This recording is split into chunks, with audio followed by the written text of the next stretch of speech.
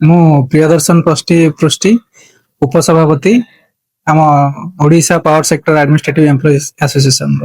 ଆଜିର ମୁଖ୍ୟ ଆଲୋଚନା ହଉଛି ସଂକଳ୍ପ 2026। ଆମେ ଏହାର ନାଁ ସଂକଳ୍ପ 2026 ଦେଇଛୁ। ଏହାର ଅର୍ଥ ହଉଛି ଆଜି ଆମେ ସଂକଳ୍ପ ନବୁ ଯେ ଆମେ ଏକତ୍ରିତ ହୋଇ ଆମ ସମସ୍ତଙ୍କ ଦୃଢ ଇଚ୍ଛା ଶକ୍ତି ଏବଂ ଏକତା ମାଧ୍ୟମରେ ଆମେ ଆଗକୁ ଆମର ଲଢେଇ ଜାରି ରଖିବୁ। ସେ ଦାବି ବି ଆମେ ଓପିଡିସିଏଲ ମ୍ୟାନେଜମେଣ୍ଟ ପକ୍ଷରେ ରଖିଛୁ, ଆଗକୁ ରଖିବୁ ମଧ୍ୟ। ଆମେ ଆଶା କରୁଛୁ ଓପିଡିସିଏଲ ମ୍ୟାନେଜମେଣ୍ଟ ଆମର ଏଇ ନ୍ୟାଯ୍ୟ ଦାବିରେ ଆମକୁ ସଫଳତା ଦେବେ ଏବଂ ଆମ ଦାବି ଯୋଉ ଯାହା ଉପସ୍ଥାପନ କରୁଛୁ ତାହା ପୂରଣ କରିବେ। ମୁଖ୍ୟ ଦାବି ରହିଛି ଆମର ବର୍ତ୍ତମାନ ରିଡେଜିନେସନ।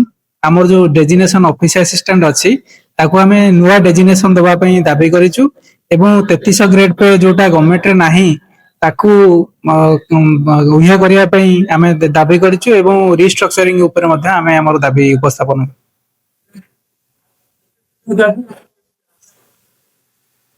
ये दाबी तो बहुत विगत दिन दाबी कहले चले। आम आशा करुँ आगामी दिन में ओपीडीसीएल मैनेजमेंट आमर ये दाबी को पूरण कर प्रभात महांती सभापति Odisha power sector administrative employees association. आमर यहाँ द्विवार्षिक सम्मेलन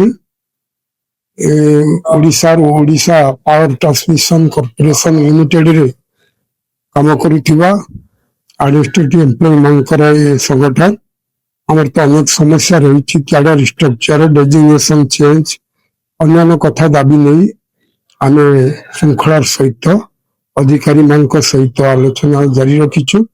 आम गोटे मुख्य दाबी कर्म क्षेत्र में आमको न्याय दबा और कर्म क्षेत्र में जहाँ सारा ओडिशा प्रचलित व्यवस्था आधार आमको समान न्याय देवाई आम अधिकारी विशेषकर मैनेजमेंट सहित बराबर संपर्क रहीचु।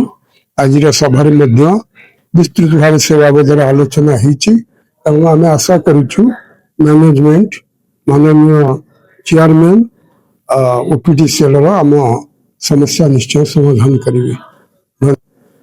मोर नाम कन्हई मोदी, मो साधारण संपादक ओडिशा शक्ति क्षेत्र प्रशासनिक संगठन साधारण संपादक।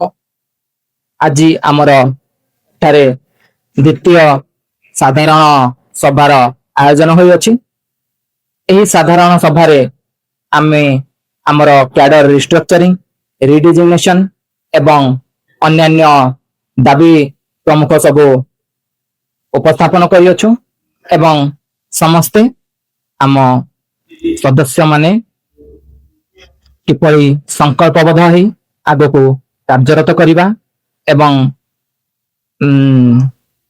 आम ओए कैडर उन्नतिमूलक रूपे जेपरि कार्यरत हो पारिबो से दिगरे आमे विवेचना करूछु एवं आशा करूछु से दिगरे आमे निहाती